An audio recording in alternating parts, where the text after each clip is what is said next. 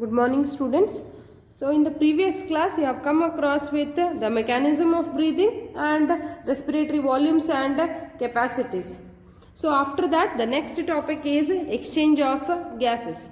So here exchanging of gases, mainly here you are going to study how the gases are being exchanged, who is helping, where the exchanging of gases is occurring, on what basis the exchange of gases are taking place in our body.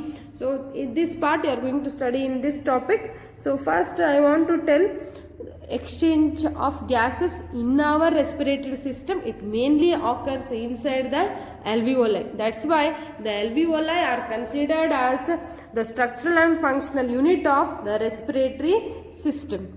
Then how the exchange of gases is occurring, between whom the exchanging of gases is occurring. Remember, the exchange of gases occurs in between our blood and the body tissues. Then in between the blood and body tissues, how this oxygen and carbon dioxide are moving from one region to another region. With here this movement of oxygen and carbon dioxide is occurring with the help of the process called the simple diffusion, where this simple diffusion is mainly based upon the pressure or concentration gradient. For example, now inside your lungs the pressure is less, means pressure in the atmosphere, now it is more. Inside your lungs the pressure is less, in the atmosphere the pressure is more. So from the atmosphere the air is rushing inside to our lungs. It means the air from the higher pressure region, it is moving to the lungs, where inside the lungs the pressure is less.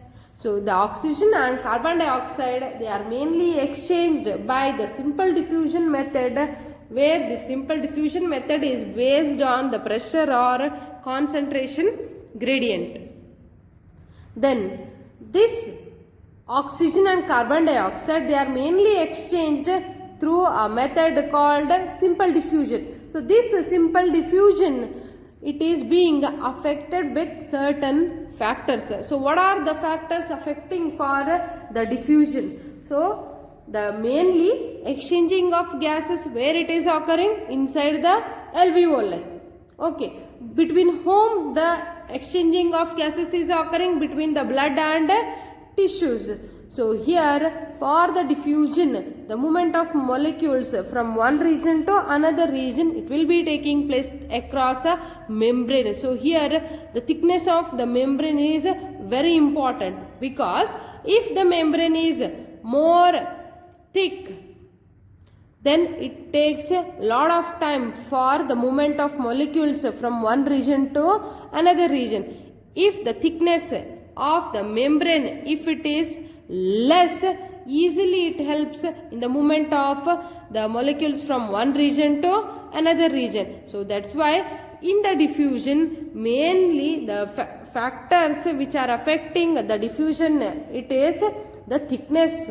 Okay, thickness of whose? Thickness of the alveoli and the blood vessel. So the factors affecting the diffusion are the thickness of the membranes. Membranes of whose? Alveoli and blood vessel. Then one more is a very important one more here. The second one is the solubility of the gases. It means how the oxygen and the carbon dioxide are getting soluble to move from one region to another region. With whom they are getting soluble, mainly it is with the blood, because blood only carries the oxygen and carbon dioxide from one region to another region. That's why here I have told the exchange of gases occur between the blood and the tissues. Okay, so what are the factors affecting the diffusion then? One is the thickness of alveolar membrane and the blood vessel membrane, and the second one is the solubility of the gases. So in detail you will be studying in the next part. Then here this exchanging of gases, it is observed even like they have calculated the pressure of oxygen and the carbon dioxide. What is the amount of the oxygen in the atmosphere or in the lungs or in our tissues, that is all being calculated. But first what I want to ask you is, now in the atmosphere, you know, atmosphere, is it with only the oxygen? No, you can't tell only it is with the oxygen. It is mixture of the gases are present in our atmosphere. Yes or no? Okay. So here, in a mixture of gas, if you want to calculate the pressure given only by the oxygen, or if you want to calculate the pressure given by only by the carbon dioxide, this pressure given by the individual gas in the mixture of gases. Once again I will tell, the pressure is calculated with only individual gas in a mixture of gas. So that pressure, when the pressure is being calculated in a mixture of gas, it is called as the partial pressure. So I will read out, listen carefully. The pressure contributed by the individual gas in a mixture of gases. It means in the atmosphere, there will not be present only the oxygen. In the atmosphere, it is mixed with the number of gases. So in that number of gases, if you are calculating only the pressure given by the oxygen, then it gives you the partial pressure of oxygen. Then in the mixture of gas, if you are calculating the pressure contributed by the carbon dioxide, then it is called the partial pressure of carbon dioxide. Like that you can calculate for all the gases which are present in the atmosphere. But right now we are in need of only the oxygen and carbon dioxide. So what is partial pressure? Partial pressure means the pressure contributed by the individual gas in the mixture of gases. Okay, so here when you calculate the oxygen pressure, then it is represented as the partial pressure of oxygen. So how it will be written? So you can see here PO2. PO2 means it is the partial pressure for oxygen. Then PCO2. PCO2 means it is the partial pressure of carbon dioxide.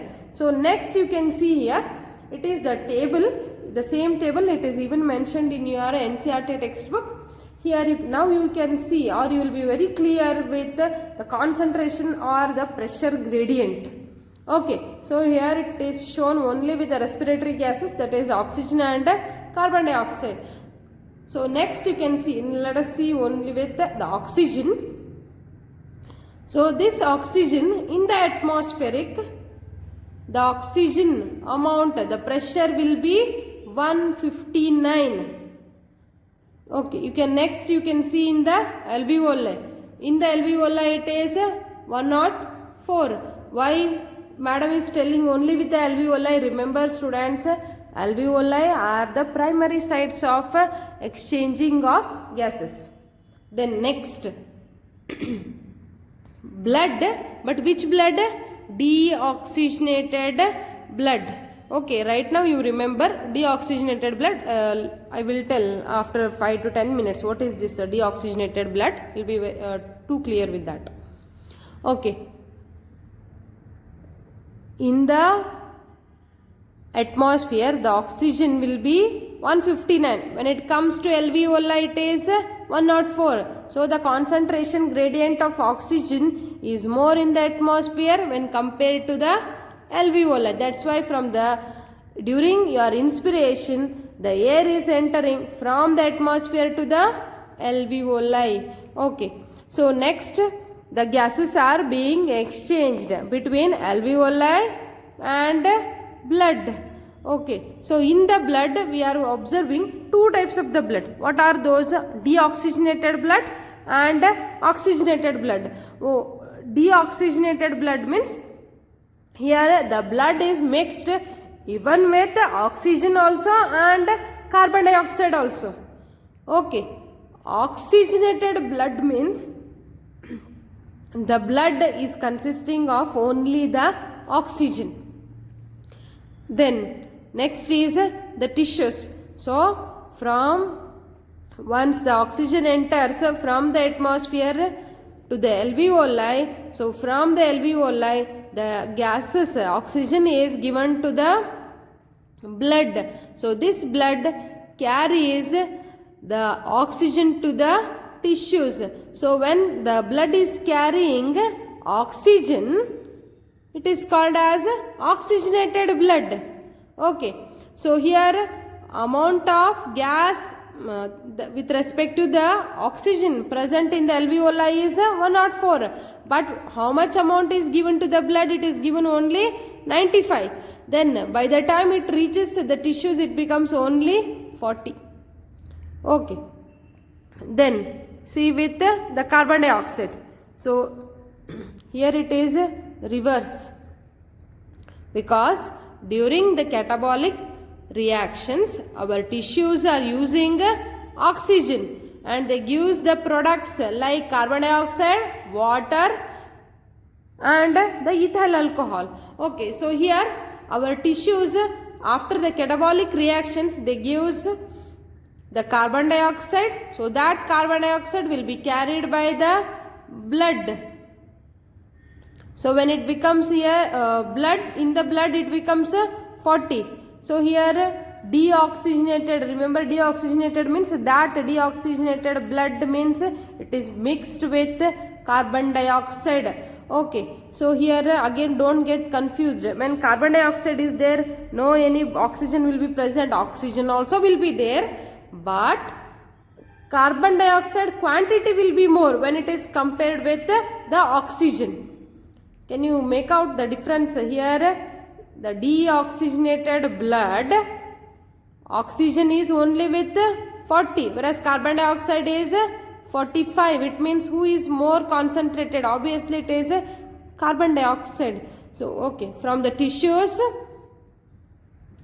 the carbon dioxide is carried by the blood. From the blood it is given to the alveoli. Okay, so our alveoli will give that carbon dioxide to the atmospheric. So here what is the mentioned table? It is mainly with the partial pressure of oxygen and the carbon dioxide. You also go through it by seeing in your NCERT. You will understand they are just the values of the partial pressure of oxygen and the partial pressure of carbon dioxide. You can just compare. You by this you will come to know what is the concentration gradient or the pressure gradient, why the oxygen and carbon dioxide are moving from alveoli to the tissues with the help of blood, or from the tissues to the alveoli again with the help of blood. Okay, so here I have made a point. It is the concentration gradient of oxygen, means how the oxygen is going to move. So here from the atmosphere the air enters, so there from the alveoli the oxygen moves to the blood, so from the blood it is given to the tissues. Okay, so here blood is a carrier, a medium like. Then for carbon dioxide, the concentration gradient of carbon dioxide is from tissues to the blood and from the blood to the alveoli. Okay, so next you are going to study the structure of the alveoli. The diffusion membrane, it is made up of the three major layers: the squamous epithelium of alveoli, endothelium of blood capillary, and in between these two there is the basement substance. So this is the structure of the alveoli which is supplied with the blood vessel. Here when you measure the thickness of all these three major layers, that thickness even it is less than a millimeter. Okay, so here whatever the factors are observed in our body, they are favorable for the diffusion of the oxygen and carbon dioxide from the blood to the tissues or from tissues to the blood. Okay, so here after this in your NCERT book they have given a diagram where it is showing the exchange of gases at alveolus and the body tissues. Let us have a glance at this diagram. Okay, but it is very easy to remember and interesting also. Okay, here it tells mainly of the respiration process, which involves 5 important steps. This I had told at the beginning of the respiratory system. Like after the completion of the structure of respiratory system, I have told the respiration process involves the 5 important steps. So let us observe. Okay, so recall in the respiration, the first process is the breathing, means the oxygen or the air from the atmosphere is drawn in. Drawn in means it is inspiration. Okay, then the carbon dioxide is released out, means it is expired out. Okay, so this is the first step of your respiration. Yes or no? Okay.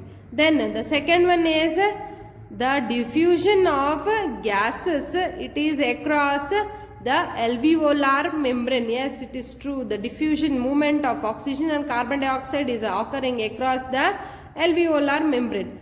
Then next is the transport of oxygen and carbon dioxide from the tissues to the blood and from the blood to the alveoli.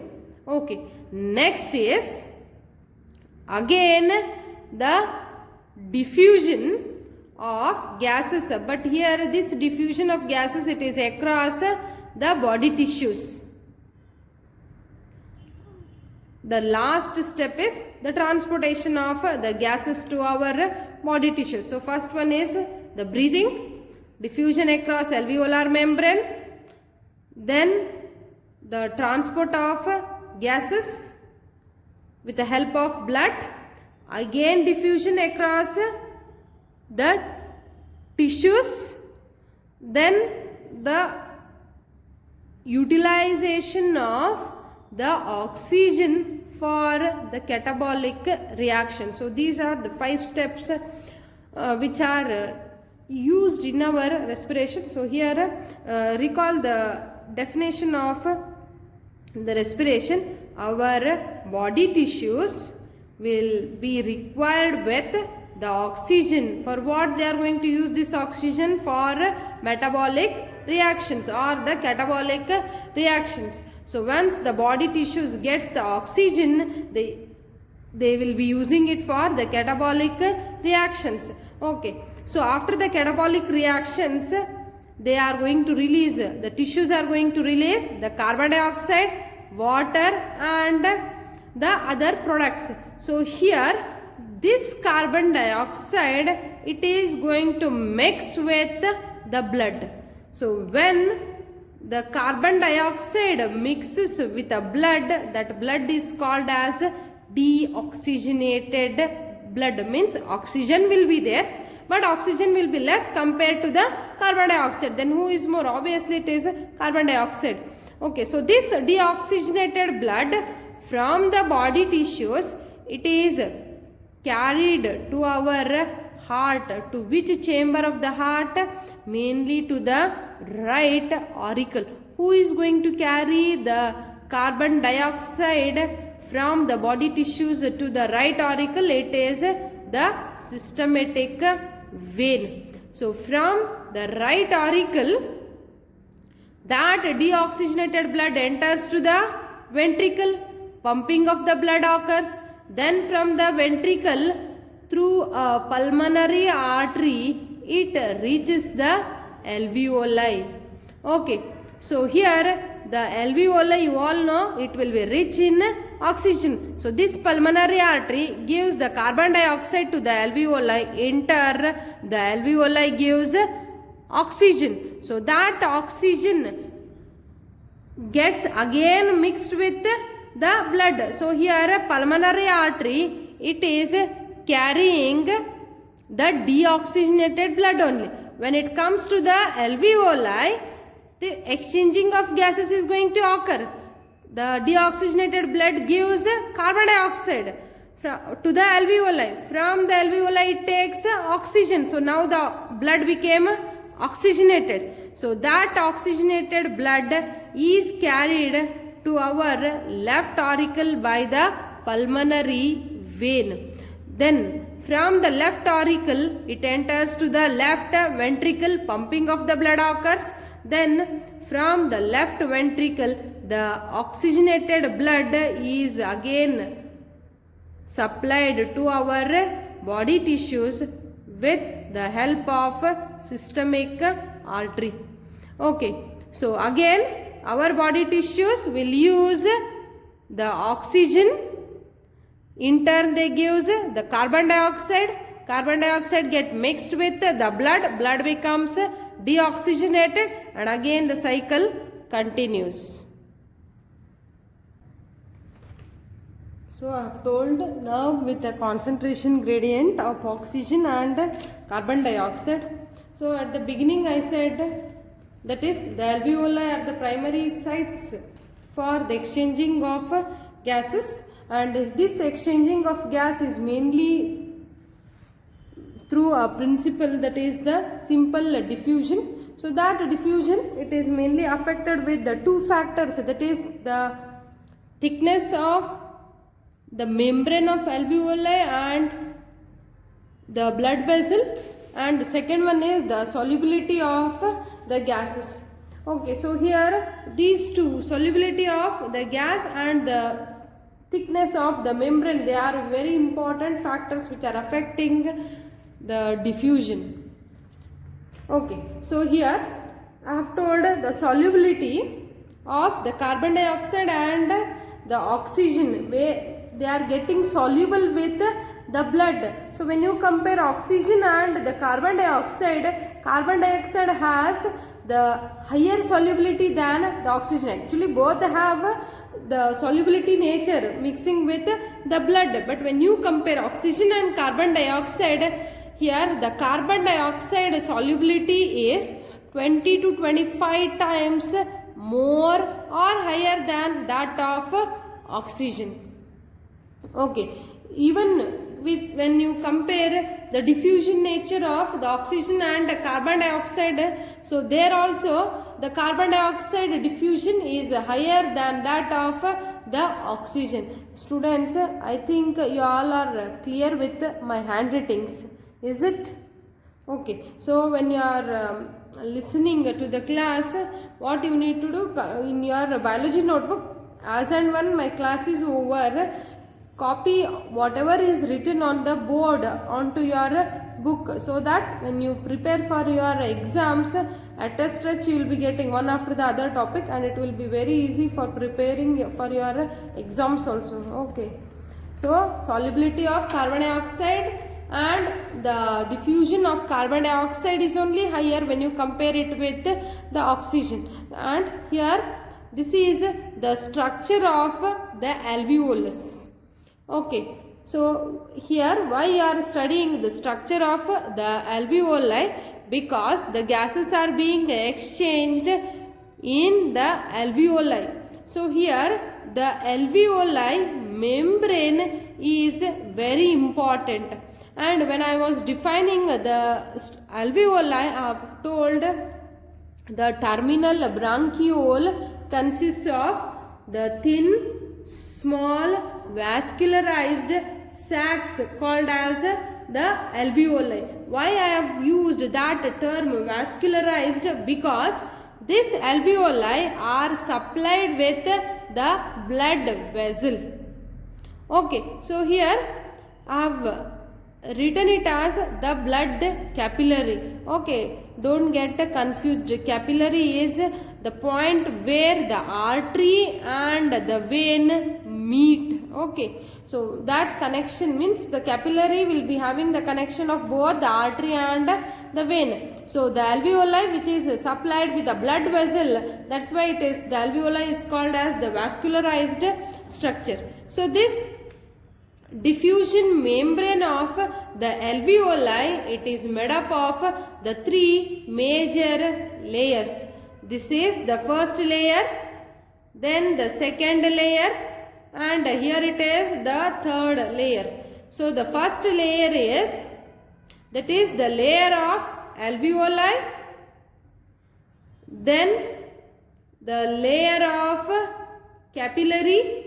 In between the layer of alveoli and capillary, there is a differentiating membrane. So the diffusion of gases which is occurring at the alveoli, so this diffusion membrane is made up of the three layers. The first one, that is the alveolar membrane, which is made up of the squamous epithelium. Then I have told the next membrane is of the blood capillary. So this alveolar capillary, why I am calling it as alveolar capillary? Because this capillary is supplied to the alveoli. So this capillary, it is made up of the endothelium tissue. Endothelium means it is the epithelium tissue only, but the epithelium which will be present inner to the lining of a vessel, it is called the endothelium. So this endothelium of capillary,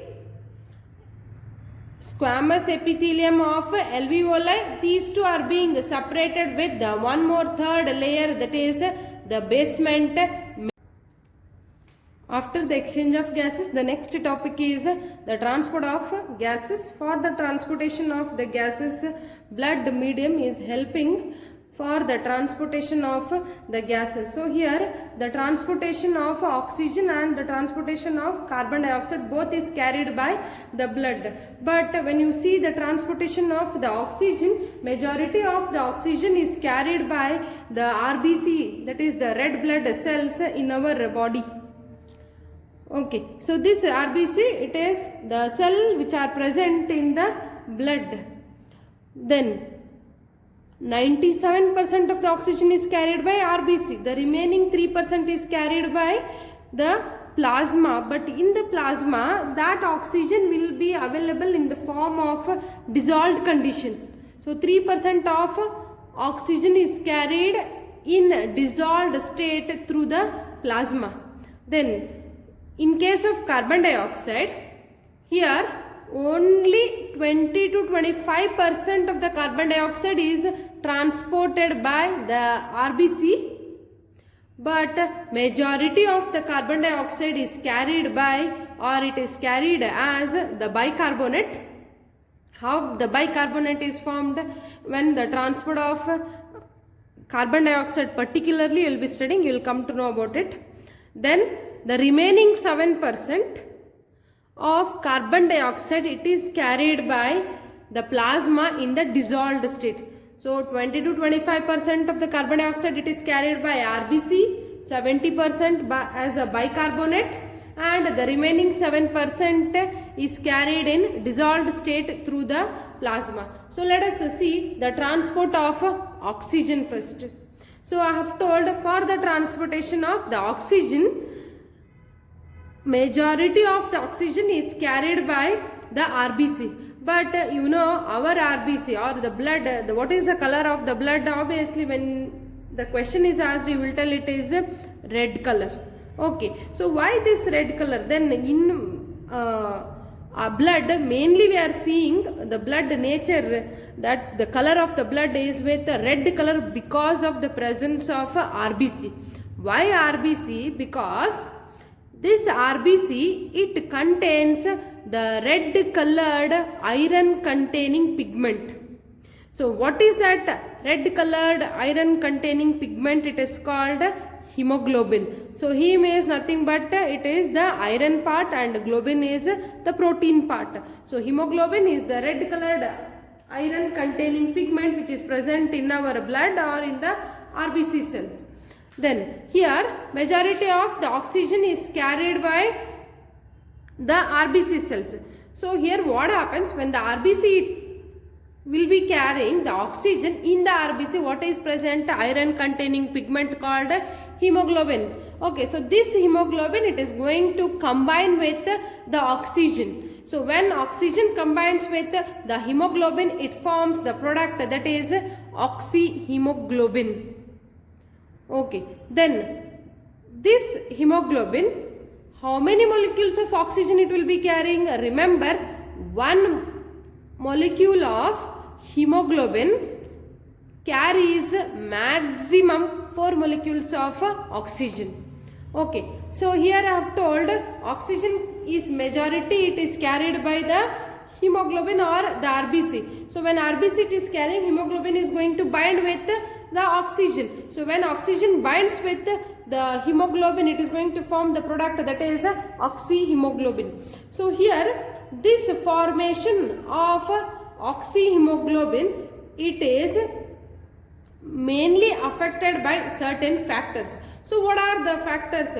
See, when hemoglobin is present, obviously in our body hemoglobin, RBC, blood, it is present and we are going to get the oxygen from the atmosphere. So here this binding of the oxygen with the hemoglobin, it is mainly related with the partial pressure. Why partial pressure? And remember, partial pressure of oxygen. Why partial pressure? See here, if oxygen is more, the partial pressure of oxygen will be more. When partial pressure of oxygen is more, binding of oxygen with the hemoglobin will be more. That's why this binding of oxygen with the hemoglobin, it is mainly related or it is mainly based on the partial pressure of oxygen. So this formation of oxyhemoglobin, it is mainly affected or it is mainly related with the partial pressure of oxygen. So I have told, if oxygen is more, partial pressure of oxygen will be more.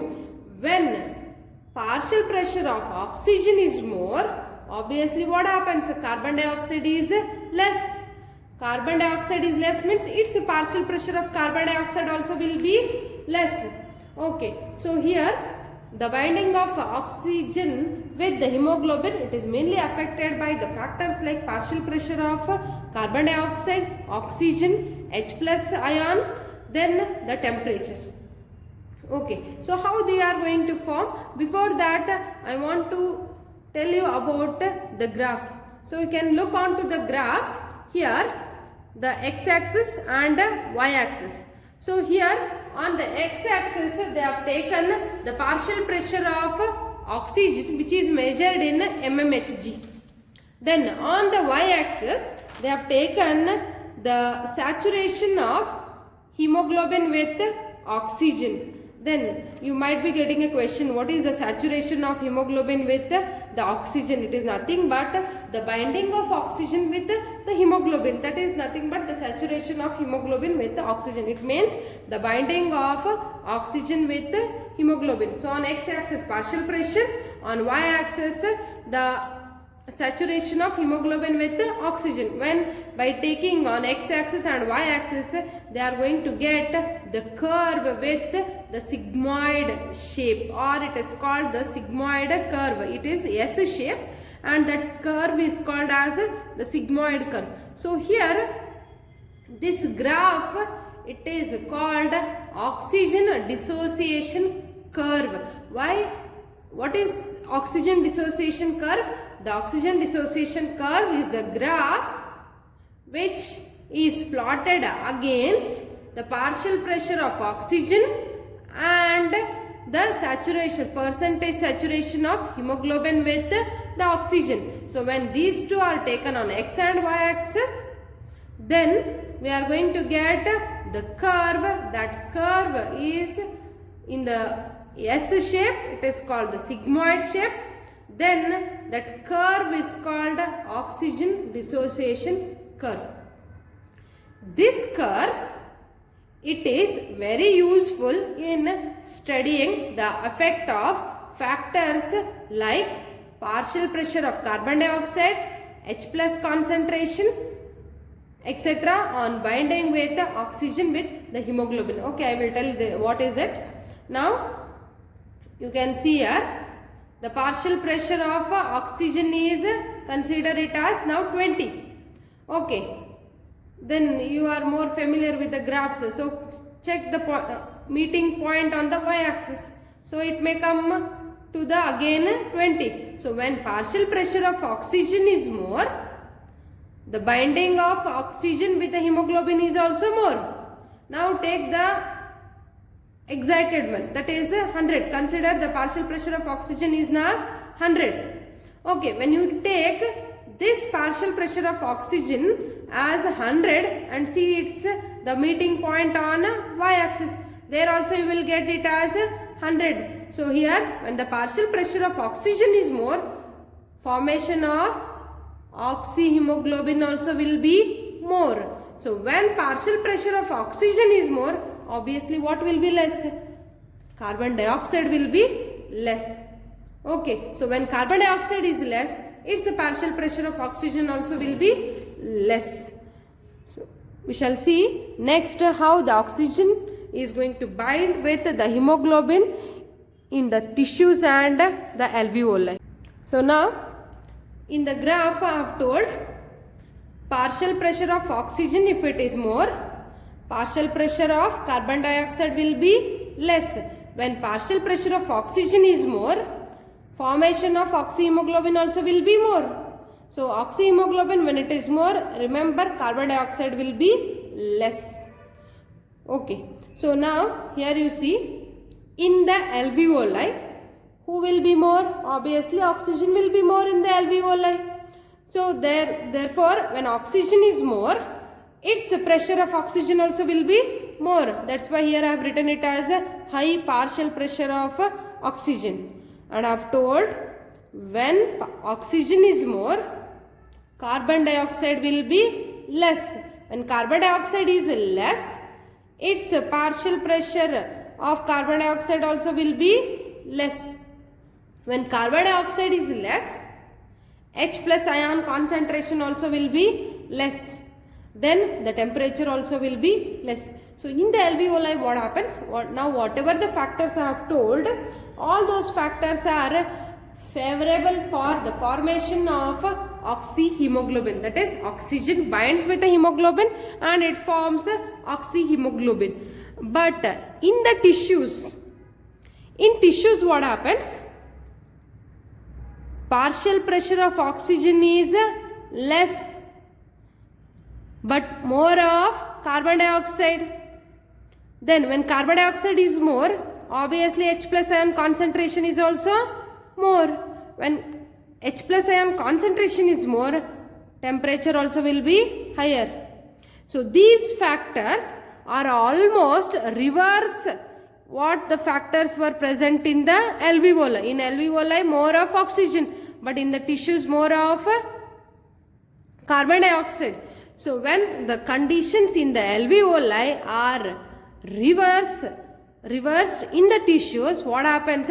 This oxyhemoglobin will get dissociate. When they get dissociate, they split as the oxygen and hemoglobin. Okay, so here why these conditions you might be getting a doubt. See, recall the exchange of gases. In that topic that I have explained the diagram.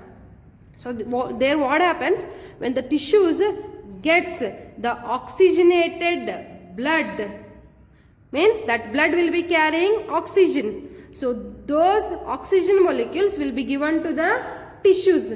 What tissues are going to do? Those tissues will take the oxygen for catabolic reactions. When the catabolic reactions are taking place in our cells and the tissue, so they are going to release or form the products like carbon dioxide, water. Yes. So here when the tissues are using oxygen, concentration of oxygen goes on decreasing. Okay. For what the oxygen is utilized? For catabolic reactions. During catabolic reactions, they are going to release in turn carbon dioxide. So taking oxygen, what happens? Oxygen amount goes on decreasing.